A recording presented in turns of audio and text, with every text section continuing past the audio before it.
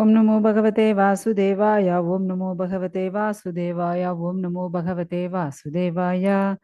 ನಾರಾಯಣ ನಮಸ್ಕೃತ್ಯಂ ನರಂ ಚೈವ ನರೋತ್ತಮಂ ದೇವೀಂ ಸರಸ್ವತಿಂ ವ್ಯಾಸಂ ತದೋ ಜಯೌದಿರೆ ನಷ್ಟಪ್ರಾಶ ಭದ್ರಶ್ ನಿತ್ಯಂ ಭಾಗವತ ಸೇವೆಯ ಭಗವತಿ ಉತ್ತಮ ಶ್ಲೋಕೆ ಭಕ್ತಿರ್ವೈತಿರ್ನ ಶುಭಂ ಕರೋತಿ ವಾಚಾಲಂ ಭಂಗುಂ ಲಂಘಾಯತೆ ಹಿರಮೇತ್ ಕೃಪಾತಮಹಂ ವಂದೇ ಶ್ರೀಗುರು ದೀನತಾರಿಣಂ ಪರಮಾನಂದಮಾಧವಂ ಶ್ರೀ ಚೈತನ್ಯೇಶ್ವರಂ. ಓಂ ಅಜ್ಞಾನತಿಮಿರಾಂಧಸ್ಯ ಜ್ಞಾನಾಗ್ನಸಲಾಖ್ಯ ಚಕ್ಷುರುನ್ಮಿಲಿತಂ ತಸ್ಮೈ ಶ್ರೀ ಗುರುವೇ ನಮಃ. ನಮೋ ವಿಷ್ಣುಪದಾಯ ಕೃಷ್ಣ ಪ್ರಸಾದ ಗೋದಲ ಶ್ರೀಮದ್ ಜಯಪತಾಗ ಸ್ವಾಮಿ ನಮೋ ನಮೋ ಧರ್ಮನಿ ತಿರುಮಲ ಗೌರವ ತಮತ ನಗರ ಗ್ರಾಮಧಾರಿಣಿ ನಮೋ ವಿಷ್ಣುಪದಾಯ ಕೃಷ್ಣ ಪ್ರಸಾದ ಗೋದಲ ಶ್ರೀಮದ್ ಭಕ್ತಿ ವೇದಾಂತ ಸ್ವಾಮಿ ನಮನೆ ನಮಸ್ತೆ ಸರಸ್ವತಿ ದೇವಿಯ ಗೌರವಾಣಿ ಪ್ರಚಾರ ನಿರ್ವಿಶೇಷ ಶೂನ್ಯವಾದಿ ಭಾಷಾತೆ ದೇಶಧಾರಣೆ ಜಯ ಶ್ರೀ ಕೃಷ್ಣ ಚೈತನ್ಯ ಪ್ರಭು ನಿತ್ಯಾನಂದ ಶ್ರೀ ಅದ್ವೈತ ಕದಾತಾರ ಶ್ರೀವಾಸದೆ ಗೌರವ ಭಕ್ತವರಿಂದ Hare Krishna Krishna Krishna Hare Hare Hare Rama Rama Rama Hare Hare. Hare Krishna. Shrimad Bhagavatam 9th canto 20 chapter. So Yayati Maharaja ಮುಕ್ತಿ. ಸೊ ಅವರು ಮೋಕ್ಷಕ್ಕೆ ಹೋಗ್ಬಿಡ್ತಾರೆ. ಅವರ ಪರಂಪರೆಯಲ್ಲಿ ಬರೋರು ಪೂರ್ವವಂಶ ಎಂದು ಬಂದಿರೋರು ಅವರು ಮಕ್ಕಳು, ಅದೇ ಜನಮೇಜಯ ಮತ್ತೆ ಸೊ ಅವರ ಪರಂಪರೆ ಎಲ್ಲ ನಾವು ಬಂದು ಲಾಸ್ಟ್ ಕ್ಲಾಸಲ್ಲಿ ನೋಡಿದ್ವಿ. ಅವ್ರ ಮಹ ಇವರು, ಇವರ ಮಹ ಅವರು ಈ ತರ ಬಂದಿದೆ, ಅದೆಲ್ಲ ನೋಡಿದೀವಿ. 20th ಅಧ್ಯಾಯ.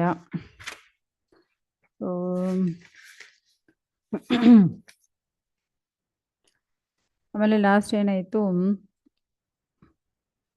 ಈ ಭರದ ಮಹಾರಾಜ್ ಸೊ ಅವರು ಯಾವ ತರ ಇಲ್ಲಿ ಬಂದಿದ್ದಾರೆ ಅದ್ರ ಬಗ್ಗೆ ನಾವು ನೋಡಿದ್ದೀವಿ. ಯಾರು? ದುಷ್ಯಂತು, ಶಕುಂತಲ. ಸೊ ಈ ಶಕುಂತಲ ಯಾರು ಮಗಳು? ವಿಶ್ವಾಮಿತ್ರ ಮಗಳು. ಸೊ ಅದ್ರ ಬಗ್ಗೆ ನೋಡಿದ್ದೀವಿ. ಸೊ ಆ ಶಕುಂತಲಾನಿ ಕಣ್ವ ಋಷಿ ಬೆಳೆಸ್ತಾ ಇದ್ರು. ಓಕೆ. ಸೊ ಆ ಜಾಗದಲ್ಲಿ ಯಾರು ಬಂದಿದ್ದಾರೆ? ಯಯಾದಿ. ಸರಿ, ಒಂದು ನಿಮಿಷ ಇರಿ. ದುಷ್ಯಂತು. ಓಕೆ. ಯಯಾದಿ ಪರಂಪರೆಯಲ್ಲಿ ಬಂದಿರೋ ದುಷ್ಯಂತು ಅಲ್ಲಿ ಬಂದಿದ್ದಾನೆ. ಆ ದುಷ್ಯಂತ್ ಬಂದು ಶಕುಂತಲ ಮೇಲ್ಗಡೆ ಆಸೆ ಪಟ್ಟು ಗಂಧರ್ವ ವಿವಾಹ ಮಾಡ್ಕೊಳ್ತಾರೆ. ಸೊ ಆ ಮೂಲಕ ಅವ್ರಿಗೂ ಮತ್ತೆ ಅವರು ಹೋಗ್ಬಿಡ್ತಾರೆ, ಅವ್ರ ರಾಜ್ಯಕ್ಕೆ ಹೋಗ್ಬಿಡ್ತಾರೆ. ಹೋದ್ಮೇಲ್ಗಡೆ ಇಲ್ಲಿ ಶಕುಂತಲಕ್ಕೂ ಯಾರು ಹುಟ್ಬಿಡ್ತಾರೆ? ಭರದ ಹುಟ್ಬಿಡ್ತಾನೆ. ಅದನ್ನ ನೋಡಕ್ಕೆ ಅವರು ಭಗವಂತನ ವಿರಿವಂಗ ತರ ಅಷ್ಟು ಒಂದು ಚೆನ್ನಾಗಿ ಇದ್ದಾರೆ ಅವರು. ಸೊ ಅದ್ರ ಬಗ್ಗೆ ಎಲ್ಲ ನೋಡಿದ್ವಿ. ಓಕೆ. ಸೊ ಇಲ್ಲಿ ಬಂದು ಅಸರೀದಿ ಹೇಳ್ತಾರೆ. ಯಾಕಂದ್ರೆ ದುಷ್ಯಂತ್ ಹತ್ರ ಇವರು ಹೋಗ್ತಾರೆ, ಶಕುಂತಲ ಅವರು ಮಹಾನ್ ಇಟ್ಕೊಂಡು ಕರ್ಕೊಂಡು ಹೋಗ್ತಾರೆ. ಸೊ ಅಲ್ಲಿ ಹೋಗುವಾಗ ಅವನು ಬಂದಿದ್ದು ಆಕ್ಸೆಪ್ಟ್ ಮಾಡಿಲ್ಲ. ಈ ಶಕುಂತಲಾನಿ ಮತ್ತೆ ಭರದ ಇಬ್ಬರನ್ನೇ ಬಂದು ಆಕ್ಸೆಪ್ಟ್ ಮಾಡಿಲ್ಲ. ಸೊ ಅವಾಗ ಆಕಾಶವಾಣಿ ಹೇಳುತ್ತೆ, ಇದು ಖಂಡಿತ ನಿನ್ ಮಗ ಮತ್ತೆ ಅವಳು ನಿನ್ನ ಹೆಂಡತಿ. ಏನು ಆಸರೀದಿ ಹೇಳ್ತಾ ಇದೆ, ನೀವು ಇದು ಸ್ವೀಕಾರ ಮಾಡಲೇಬೇಕು. ಆ ಮಗುಗೂ ನೀವೇ ತಂದೆ, ನಿನ್ನಿಂದೆ ಆ ಮಗು ಹುಟ್ಟಿದೇನು ಆ ಥರ.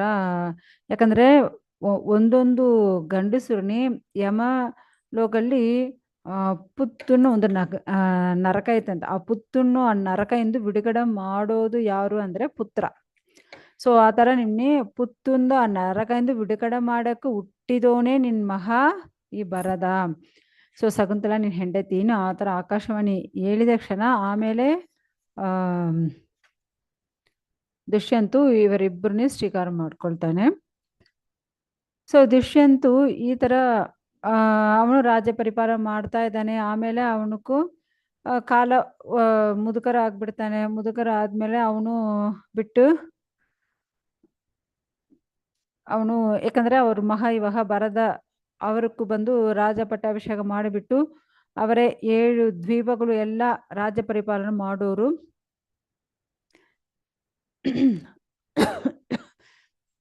ದುಷ್ಯಂತು ಆಮೇಲೆ ಈ ಭೂಲೋಕ ಬಿಟ್ಟು ಅವರು ಹೋಗ್ಬಿಡ್ತಾರೆ ಅಷ್ಟೇ. ಯಾಕಂದ್ರೆ ಮುದುಗರಾದ್ಮೇಲೆ ಅವ್ರು ಹೋಗ್ಬಿಡ್ತಾರಲ್ವ. ಸೊ ಆ ಥರ ಹೋಗ್ಬಿಡ್ತಾರೆ.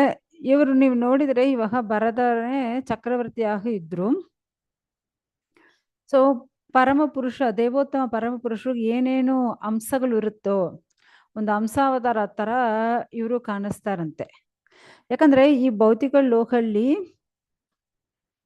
ಅಸಾಧಾರಣವಾದ ಶಕ್ತಿ ಯಾರು ಒಬ್ಬರ ಹತ್ರ ಇರುತ್ತೋ ಅದೆಲ್ಲ ಭಗವಂತನ ಐಶ್ವರ್ಯ ಎಂದು ಒಂದು ಚಿಕ್ಕ ಪ್ರತಿನಿಧಿಯಾಗ ಬಂದಿರ್ತಾರೆ ಅವರೆಲ್ಲ. ಆ ತರ ದುಷ್ಯಂತು ಮಹಾರಾಜನ ಹತ್ರ ಇವರು ಲೋಕ ಚಕ್ರವರ್ತಿ ಆಗಿದ್ರು. ಮತ್ತೆ ಇವ್ರಿಗೂ ಆ ತರ ಭಗವಂತನ ಒಂದು ಚಿಕ್ಕ ಒಂದು ಪ್ರತಿನಿಧಿ ತರ ಇವ್ರಿಗೆ ಆ ಅಂಗಗಳೆಲ್ಲ ಇದೆ. ಸೊ ದುಷ್ಯಂತ ಮಗವಾಗ ಇರೋ ಈ ಭರತನು ಅಷ್ಟೊಂದು ಶ್ರೇಷ್ಠರಾಗಿದ್ರು. ಯಾಕಂದ್ರೆ ಅವ್ರ ಕೈಯಲ್ಲಿ ಏನು ಆ ಚಕ್ರ ತರ ಒಂದು ಅಚ್ಚು ಅವ್ರ ಕೈಯಲ್ಲಿ ಇರುತ್ತಂತೆ. ಓಕೆ, ಅದೇ ತರ ಕಾಲಿಲ್ಲಿ ಅವ್ರಿಗೆ ಬಂದು ಕಮಲದ ಹೂ ಆ ತರ ಒಂದು ಅಚ್ಚು ಇದೆ ಅಂತೆ. ಅದು ಹುಟ್ಟುವಾಗನೇ ಇವ್ರ ಕೈಯಲ್ಲಿ ಈ ತರ ಕೈ ರೇಖೆ ನೋಡ್ತಾರಲ್ವಾ, ಸೊ ಆವಾಗ ಹೇಳ್ತಾರೆ ಆ ತರ ಇವ್ರಿಗೂ ಕೈಯಲ್ಲಿ ಚಕ್ರ ತರ ಇರೋದು, ಕಾಲಿಲ್ಲಿ ಪಾದಲ್ಲಿ ಈ ತರ ತಾಮರ ಹೂ ಇರೋದು. ಸೊ ಈ ತರ ಎಲ್ಲ ಒಂದು ಚಿಹ್ನೆಗಳು ಅವ್ರಿಗೂ ಬಂದಿದೆ. ಆಕ್ಚುಲಿ ಇವರು ಪೂರ್ತಿ ಲೋಕಕ್ಕೂ ಚಕ್ರವರ್ತಿಯಾಗಿ ಇದ್ರು. ಸೊ ಆ ತರ ಇರುವಾಗ ಇವರು ಬಂದು ಬೃಹು ಋಷಿನಿ ಪುರೋಹಿತರಾಗಿ ಇಟ್ಕೊಂಡು ಅವರು ಅಶ್ವಮೇಧ ಯಾಗ ಮಾಡ್ತಾರೆ. ಸೊ ಅಶ್ವಮೇಧ ಯಾಗ ಗಂಗಾ ನದಿ ತೀರದಲ್ಲಿ 55 ಅಶ್ವಮೇಧ ಯಾಗ ಮಾಡ್ತಾರಂತೆ. ಒಂದು ಅಶ್ವಮೇಧ ಯಾಗ ಮಾಡೋದೇ ಎಷ್ಟು ಕಷ್ಟ ಅಲ್ವಾ. ಬಟ್ ಇವರು ಬಂದು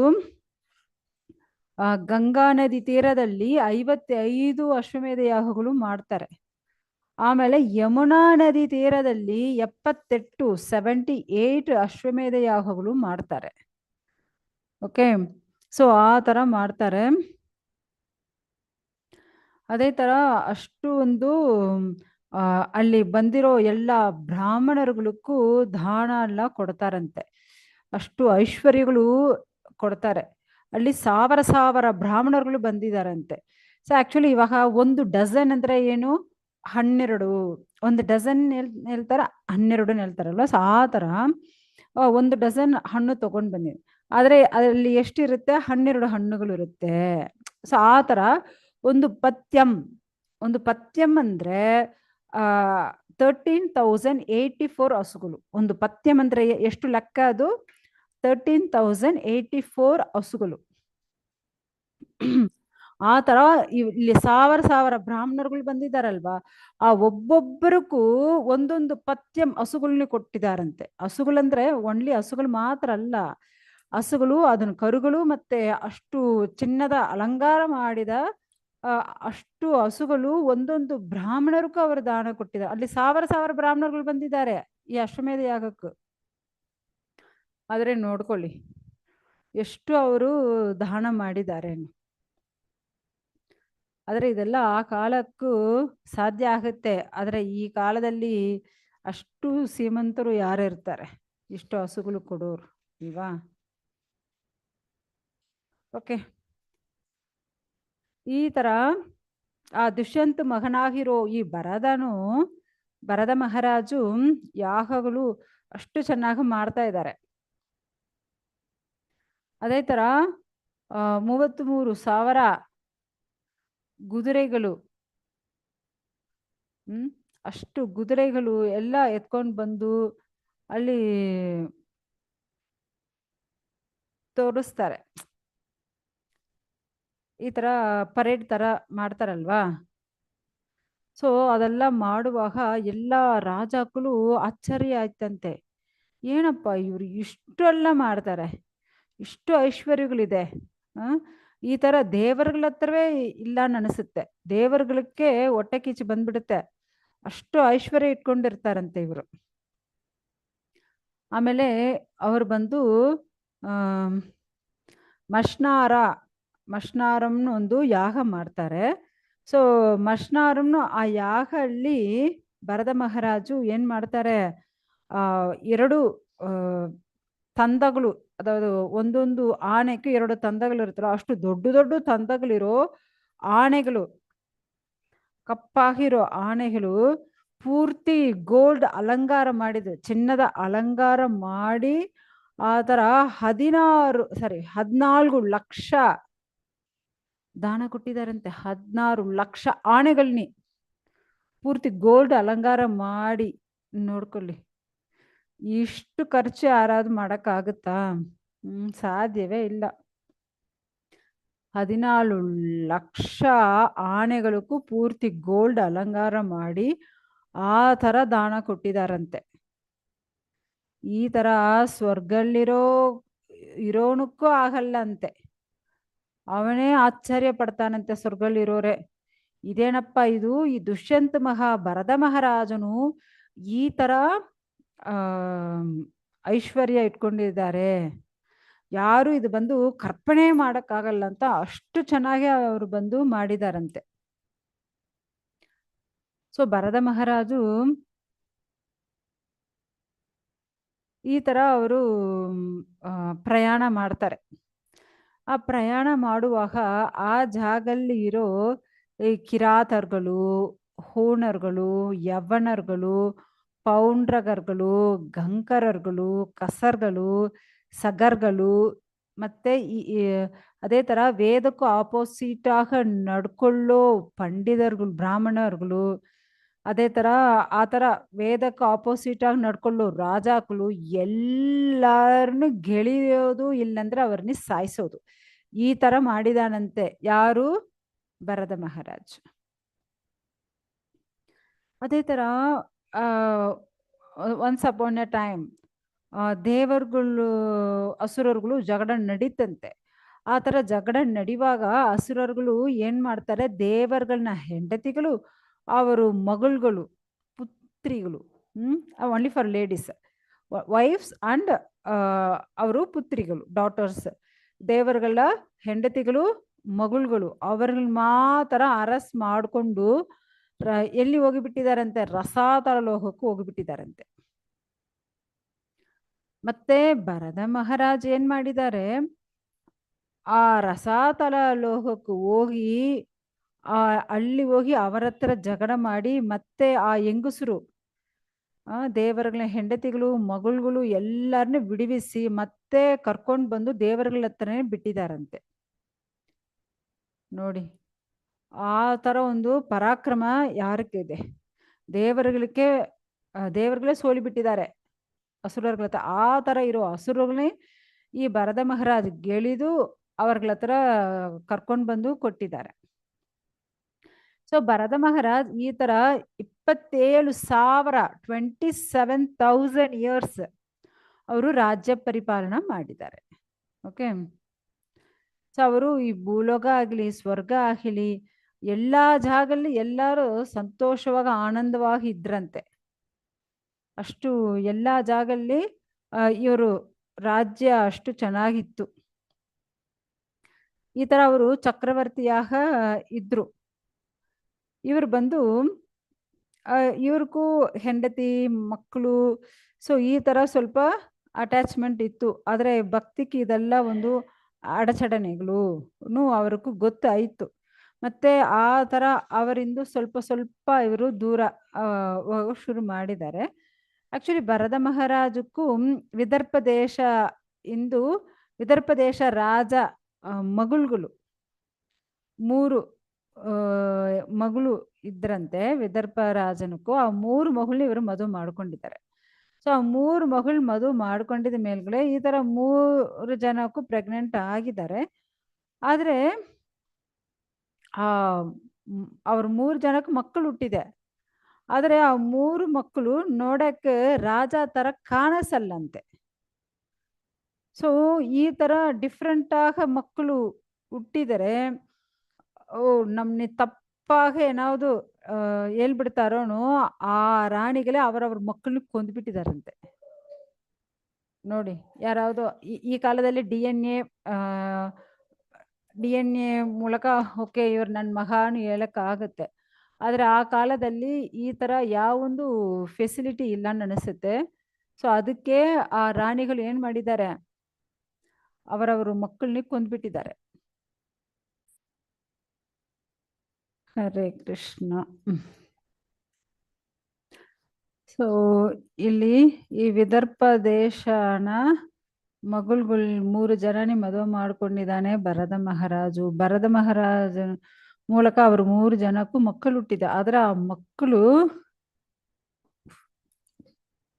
ಅವ್ರ ತಂದೆ ತರ ನೋಡಕ್ಕೆ ಇಲ್ಲಾನು.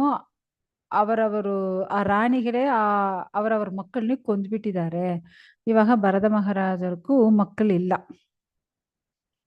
ಸೊ ಆ ತರ ಇರುವಾಗ ಅವ್ರಿಗೆ ಮಗು ಬೇಕೂನು ಅವ್ರು ಬಂದು ಮರುತುಕ್ಕಲ್ ಇದಾರಲ್ವಾ, 49 ಜನ ಮರುತುಕ್ಕಳು ಮರುತುಕ್ಕಲ್ ಹೋಮ ಮಾಡ್ತಾರೆ. ಆ ಯಜ್ಞಲ್ಲಿ ಮರುತುಕಳು ಒಂದು ಮಹುನಿ ಕೊಡುತ್ತೆ. ಆ ಮಹು ಯಾರು ಅಂದ್ರೆ ಭರದ್ವಾಜರ್ನ ಒಂದು ಚಿಕ್ಕ ಮಹುನಿ ಕೊಡುತ್ತೆ. ಆಕ್ಚುಲಿ ಭರದ್ವಾಜರ್ ಯಾರು ಅಂದ್ರೆ ಬೃಹಸ್ಪತಿನ ಮಗ. ಸೊ ಬೃಹಸ್ಪತಿ ಮಗ ಯಾಕೆ ಇಲ್ಲಿ ಎತ್ಕೊಂಡು ಬಂದು ಕೊಡ್ತಾರೆ ಅಂದ್ರೆ, ಬೃಹಸ್ಪತಿ ಒಂದು ತಪ್ಪು ಮಾಡಿಬಿಟ್ಟಿದ್ದಾರೆ. ಅವರು ಸಹೋದರನ ಹೆಂಡತಿ ಮಮತಾನು ಅವ್ರ ಗರ್ಭವತಿಯಾಗ ಇದ್ಲು. ಅವಳ ಮೇಲ್ಗಡೆ ಬೃಹಸ್ಪತಿಗೆ ಆಸೆ ಬಂದ್ಬಿಟ್ಟಿದೆ. ಮಮತಾ ಮೇಲ್ಗಡೆ ಗರ್ಭವತಿಯಾಗಿ ಇರೋ ತಮ್ಮನ ಹೆಂಡತಿ ಮೇಲ್ಗಡೆ ಬೃಹಸ್ಪತಿಗೆ ಅಷ್ಟೊಂದು ಆಕರ್ಷಣ, ಕಾಮ. ಅವಳು ಗರ್ಭವತಿಯಾಗ ಇರುವಾಗ ಇವರು ಅವ್ರನ್ನೇ ಬೈ ಫೋರ್ಸ್ ಜಬರ್ದಸ್ತಾಗ ಬಲಾತ್ಕಾರ ಮಾಡಿಬಿಡ್ತಾರೆ. ಸೊ ಆ ಮೂಲಕ ಅವ್ರಿಗೆ ಬಂದು ಈ ಭರದ್ವಾಜರು ಹುಟ್ಟಿದ್ದಾರೆ. ಸೊ ಈ ತರ ಬಲಾತ್ಕಾರ ಮಾಡೋದ್ರಿಂದ ಮಮತಾಗೂ ಈ ಮಗು ಹುಟ್ಟಿದೆ ಅಲ್ಲ ಭರದ್ವಾಜರು. ಸೊ ಆ ಭರದ್ವಾಜರ್ ಅವಳು ನೀವು ಬಲಾತ್ಕಾರ ಮಾಡಿದ್ರೆ ನಮ್ಗೆ ಈ ಮಗು ನಮ್ಗೆ ಬೇಕಾಗಿಲ್ಲ ಅಂತ ಹೇಳ್ಬಿಡ್ತಾಳೆ. ಈ ಭರದ್ವಾಜರ್ ಆ ಮಗು ಬೇಕಾಗಿಲ್ಲ, ಯಾಕಂದ್ರೆ ಇದು ಬಂದು ಒಂದು ಒಳ್ಳೆ ರಿಲೇಶನ್ಶಿಪ್ ಅಲ್ಲ ಇದು. ಅದಕ್ಕೆ ಅವರು ಆ ಮಗುನ ಸಾಕಕ್ಕಾಗಲ್ಲ ಅಂತ ಹೇಳ್ತಾಳೆ. ಆದ್ರೆ ಬೃಹಸ್ಪತಿ ಇಲ್ಲ, ನೀವು ಬಂದು ಈ ಮಗುನಿ ನೀವೊಂದು ಒಂದು ಏನೋ ಫೂಲ್ ಇಡಿಯಟ್, ನೀವು ಬಂದು ಮನುಷ್ಯರ ಮಕ್ಕಳನ್ನ ಸಾಕಕ್ಕೆ ಇಷ್ಟಪಡ್ತೀಯಾ, ನನ್ನ ಮಗನೇ ಸಾಕಕ್ಕೆ ಇಷ್ಟ ಇಲ್ವಾನು ಬೈತಾನೆ. ಆದ್ರೆ ಅವಳು ಒಪ್ಕೊಳ್ಳಲ್ಲ. ಸೊ ಅದಕ್ಕೆ ಅವಳು ಬಿಟ್ಬಿಟ್ಟು ಹೋಗ್ಬಿಡ್ತಾಳೆ. ಸೊ ಬೃಹಸ್ಪತಿ ಅವರು ನಾವು ಇದು ಸಾಕಕ್ಕಾಗಲ್ಲ ಅಂದ್ಬಿಡ್ಬೇಕು. ಸೊ ಆ ಮಗುವೆ ಇವಾಗ ಎತ್ಕೊಂಡು ಬಂದು ಯಾರಿಗೂ ಕೊಟ್ಬಿಡ್ತಾರೆ, ಇಲ್ಲಿ ಭರತ ಮಹಾರಾಜಗೂ ಕೊಟ್ಬಿಡ್ತಾರೆ. ಓಕೆ. ಸೊ ಇವಾಗ ಭರದ್ವಾಜರು ಭರತನ ಮಗುವಾಗ ಬೆಳೀತಾರೆ. ಓಕೆ. ಇವಾಗ ನಮಗೂ ಈ ಅಧ್ಯಾಯ 20 ಅಧ್ಯಾಯ ಪುರುವಂಶ. ಸೊ ಈ ಅಧ್ಯಾಯ ಕಂಪ್ಲೀಟ್ ಆಗುತ್ತೆ. ಸೊ ನೆಕ್ಸ್ಟ್ ಏನು ಅಂದ್ರೆ 21 ಭರತನ ವಂಶ. ಸೊ ಈ ಭರತನ ವಂಶ ಬಗ್ಗೆ ನಾವು ಈ ಅಧ್ಯಾಯದಲ್ಲಿ ನೋಡಬೇಕು. ಸೊ ಯಾಕಂದ್ರೆ ನಾವು ಇಷ್ಟು ತಕ್ಕ ಏನ್ ನೋಡಿದೀವಿ, ಭರತನ ಸ್ಟೋರಿ. ಅವರ ತಂದೆ ಯಾರು? ದುಷ್ಯಂತು. ಸೊ ದುಷ್ಯಂತು ಶಕುಂತಲ ಅವ್ರು ಹುಟ್ಟಿರೋರೇ ಭರತ ಮಹಾರಾಜು. ಭರತ ಮಹಾರಾಜಕ್ಕೂ ಮಕ್ಕಳಿಲ್ಲ, ಅವರ ಹೆಂಡತಿಗೆಲ್ಲ ಆ ಮಕ್ಕಳನ್ನು ಕೊಂದ್ಬಿಟ್ಟಿದ್ದಾರೆ. ಸೊ ಅದಕ್ಕೆ ದೇವರುಗಳಿಗೂ ಮರುತುಗಳಿಗೆ ಪೂಜೆ ಮಾಡುವಾಗ ಮರುತುಗಳು ಬೃಹಸ್ಪತಿ ಮಗ ಭರದ್ವಾಜನ ಎತ್ಕೊಂಡು ಬಂದು ಭರತ ಮಹಾರಾಜನ ಹತ್ರ ಕೊಟ್ಬಿಡ್ತಾರೆ, ಈ ಮಗುನಿ ಸಾಕೊಳ್ಳಿನ. ಸೊ ಇವಾಗ ಭರದ್ವಾಜರ ಮೂಲಕ ಹುಟ್ಟೋ ವಂಶವೇ ಇವಾಗ ಭರತನ ವಂಶವಾಗ ಆಗುತ್ತೆ. ಸೊ ಇವಾಗ ಭರತನ ವಂಶ ಯಾವ ತರ ಬೆಳೆಯುತ್ತೆ ನಾವು ನೋಡ್ಬೇಕು. ಈ ಅಧ್ಯಾಯ ನಮಗೂ 36 ಶ್ಲೋಕಗಳಿದೆ. ಸೊ ಇಲ್ಲಿ ಬಂದು ಶುಕದೇವ ಗೋಸ್ವಾಮಿ ಹೇಳ್ತಾ ಇದ್ದಾರೆ, ಈ ತರ ಭರದ್ವಾಜ ಆ ಮಹುನಿ ಮರುತುಕಲ್ ಎತ್ಕೊಂಡು ಬಂದು ಕೊಟ್ಟಿದಾರಲ್ವಾ. ಸೊ ಈ ಅವರ ಮಗ ಯಾರು, ಇವರ ಮಗ, ಆ ತರ ಬರುತ್ತೆ.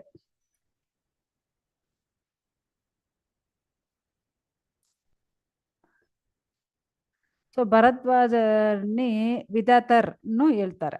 ಓಕೆ. ಸೊ ಇವಾಗ ವಿಧಾತರ್ನ ಮಗ ಓಕೆ, ಭರದ್ವಾಜನ ಮತ್ತೊಂದು ಹೆಸರೇನು? ವಿದತರು. ಆ ವಿದತರು ಅದ ಭರದ್ವಾಜರ ಮಗ ಯಾರು ಅಂದ್ರೆ ಮನ್ಯು. ಓಕೆ, ಮನ್ಯು. ಆ ಮನ್ಯುಗೂ ಬಂದು 5 ಮಕ್ಕಳು ಹುಡ್ತಾರೆ. ಯಾರ್ಯಾರು ಅಂದ್ರೆ ಆ ಬೃಹತ್, ಕ್ಷತ್ರರ್, ಜಯನ್, ಮಹಾವೀರ್ಯನ್, ನರನ್, ಕರ್ಗರ್. ಸೊ ಈ ತರ 5 ಮಕ್ಕಳು ಹುಡ್ತಾರೆ. ಇಲ್ಲಿ ಬಂದು ಈ 5 ಜನಲ್ಲಿ ನರ, ಸೊ ನರನ್ನವ್ರಿಗೂ ಬಂದು ಸಂಸ್ಕೃತಿ ಅನ್ನೋ ಮಹಾ ಹುಟ್ಟುತ್ತಾರೆ. ಸೊ ಆ ಸಂಸ್ಕೃತಿಗೆ ಮತ್ತ ಇರೋರ್ಗೆಲ್ಲ ಬಗ್ಗೆ ನಮ್ಗೆ ಇಲ್ಲಿ ಭಾಗದಲ್ಲಿ ಕೊಟ್ಟಿಲ್ಲ.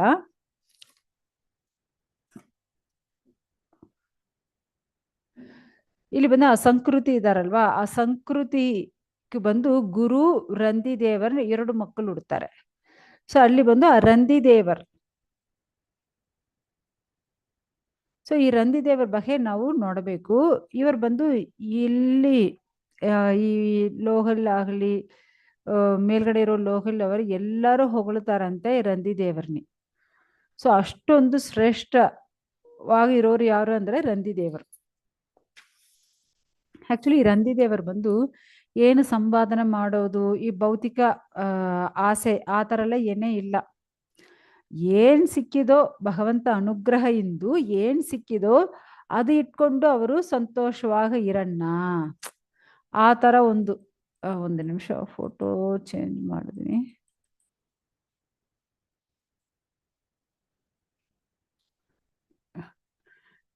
ಸೊ ಏನ್ ಸಂಪಾದನೆ ಮಾಡೋದೇ ಇಲ್ಲ ಅವರು, ಏನ್ ಸಿಕ್ಕುತ್ತೋ ಅದ ಇಟ್ಕೊಂಡು ಸಂತೋಷವಾಗ ಇರೋದು, ಅನುಭವಿಸೋದು. ಸೊ ಆ ತರ ತಿನ್ನೋದು ಮತ್ತೆ ಇರೋರ್ಗೂ ಕೊಡೋದು, ಈ ತರ ಅವರು ಕತೆ ಹೋಗ್ತಾ ಇದೆ. ಸೊ ಈ ತರ ಸಂಪಾದನೆ ಮಾಡಿಲ್ಲ, ಇರೋದು ಇಟ್ಕೊಂಡು ಇರಣ್ಣ ಆ ತರ ಮಾತಾಡಿದ್ರೆ ಜೀವನ ಯಾವ ತರ ನಡೀತೆ, ಅವ್ರ ಕುಟುಂಬ ಯಾವ ತರ ಇರುತ್ತೆ. ಸೊ ಅವರ ಕುಟುಂಬದಲ್ಲಿ ಓನ್ಲಿ ದುಃಖ ದುಃಖ ಕಷ್ಟ ಅಷ್ಟೇ ಇರೋದು. ಯಾಕಂದ್ರೆ ಸಂಪಾದನೆ ಮಾಡಿಲ್ಲ ಅಂದ್ರೆ ಏನಾಗುತ್ತೆ ಹೇಳಿ. ಸೊ ತಿನ್ನಕ್ಕೂ ಊಟ ಇಲ್ಲ, ಕುಡಿಯಕ್ಕೂ ನೀರಿಲ್ಲ, ಇರಕ್ಕೆ ಜಾಗ ಇಲ್ಲ, ಯಾವ ತರ ದರಿದ್ರ ಒಂದು ಸ್ಥಾನ ಆಗ್ಬಿಡುತ್ತೆ. ಸೊ ಒಂದು ದಿನ ಏನ್ ಮಾಡ್ತಾರೆ, ಇವರು ಉಪವಾಸ ಇರ್ತಾರಂತೆ ರಂದಿ ದೇವರು. ಎಷ್ಟು ದಿನ ಅಂದ್ರೆ 48 ದಿನ ಉಪವಾಸ ಇರಬೇಕು, ಅವರು ಉಪವಾಸ ಇರ್ತಾರೆ. ಸೊ ಆ ತರ ಇರುವಾಗ 48 ದಿನ ಫಿನಿಶ್ ಆದ್ಮೇಲ್ಗಡೆ ಆಮೇಲೆ next day 49th day, okay, ಆ ದಿನ ಅವರು ಹಾಲು ತುಪ್ಪ ಮಾಡಿದ ಒಂದು ಊಟ ರೆಡಿ ಮಾಡ್ತಾರೆ. ಇರೋದೇ ಇಷ್ಟೇ, ಆ ಇಷ್ಟೂ ಅವರು ಅಲ್ಲಿ ಅಡಿಗೆ ಮಾಡಿ ಮತ್ತೆ ಅತಿಥಿ ಭೋಜನ ಸ್ವಲ್ಪ ಕೊಟ್ಬಿಟ್ಟು ನಾವು ತಿನ್ನೋಣ ಅನ್ಕೊಂಡ್ ಬಿಡ್ತಾರೆ. ಮತ್ತೆ ಅದ ಬ್ರಾಹ್ಮಣರುಗಳಿಗೂ ಅತಿಥಿಗಳಿಗೂ ಎಲ್ಲ ಕೊಟ್ಬಿಟ್ಟು ಮತ್ತೆ ಇರೋ ಜೀವರಾಶಿಗಳಿಗೂ ಎಲ್ಲ ಕೊಟ್ಬಿಟ್ಟು, ಯಾಕಂದ್ರೆ ಭಗವಂತನಿಗೆ ಆಫರ್ ಮಾಡಿದ ಪ್ರಸಾದ ಅಲ್ವಾ, ಸೊ ಅದು ಎಲ್ಲರಿಗೂ ಕೊಡ್ಬೇಕು. ಯಾಕಂದ್ರೆ ಭಗವಂತನ ಪ್ರಸಾದ ಎಲ್ಲ ಜೀವರಾಶಿ ಹೋಗ್ಬೇಕು ಆ ತರ. ಇವರ ಹತ್ರ ಏನೇ ಇಲ್ಲ, ಆ ತರ ಇರೋದನ್ನೇ ಮಾಡಿ ಆಫರ್ ಮಾಡಿ ಭಗವಂತನ ಆಫರ್ ಮಾಡಿ ಎಲ್ಲರಿಗೂ ಕೊಟ್ಬಿಟ್ಟು ಆಮೇಲೆ ಅವ್ರು ಊಟ ಮಾಡಣ್ಣ ಅನ್ಕೊಂಡ್ಬಿಡ್ತಾರೆ. ಸೊ ಆ ಟೈಮ್ ಏನ್ ಮಾಡ್ತಾರೆ, ಒಂದು ಬ್ರಾಹ್ಮಣ ಬರ್ತಾರೆ, ನಮ್ಗೂ ಜಾಸ್ತಿ ಹಸುವಾಗುತ್ತೆ ಊಟ ಕೊಡಿ ಅಂತ ಕೇಳ್ತಾರೆ. ಸೊ ಊಟ ಕೊಡಿ ಅಂತ ಕೇಳುವಾಗ ಏನ್ ಮಾಡೋದು, ಇವರು 48 ದಿನ ಉಪವಾಸ, ಮತ್ತೆ ಏನ್ ಮಾಡೋದು, ಅದು ಇವರ್ಗೂ ಇರೋದನ್ನು ಕೊಟ್ಬಿಡ್ತಾರೆ. ಮತ್ತೆ ಮತ್ತೆ ಇರೋದಾವುದು ಫ್ಯಾಮಿಲಿ ಮೆಂಬರ್ಸ್ ಕೊಡ್ಬೇಕಲ್ವಾ.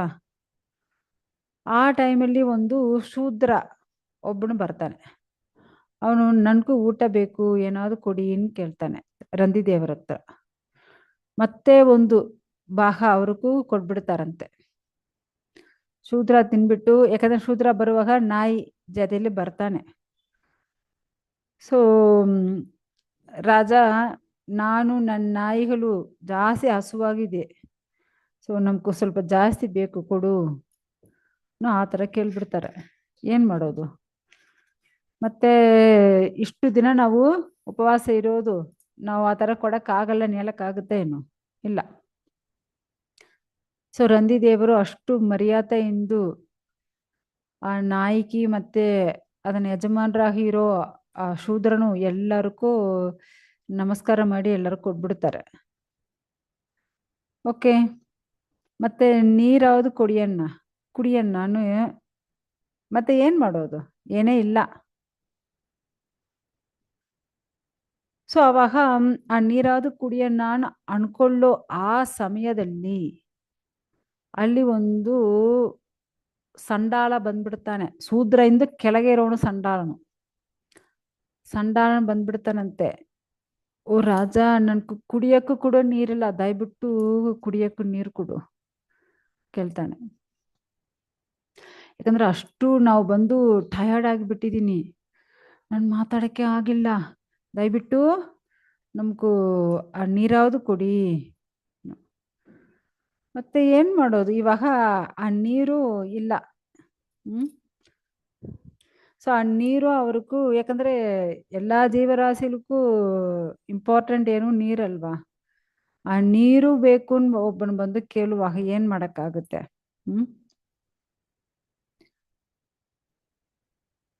ಸೊ ಈ ತರ ಕೇಳ್ತಾರೆ ನೋಡಿ. ಜೀವನ ನಡೆಸಬೇಕು ಅಂದ್ರೆ ಫಸ್ಟ್ ನಮಗೂ ಏನ್ ಬೇಕಾಗುತ್ತೆ?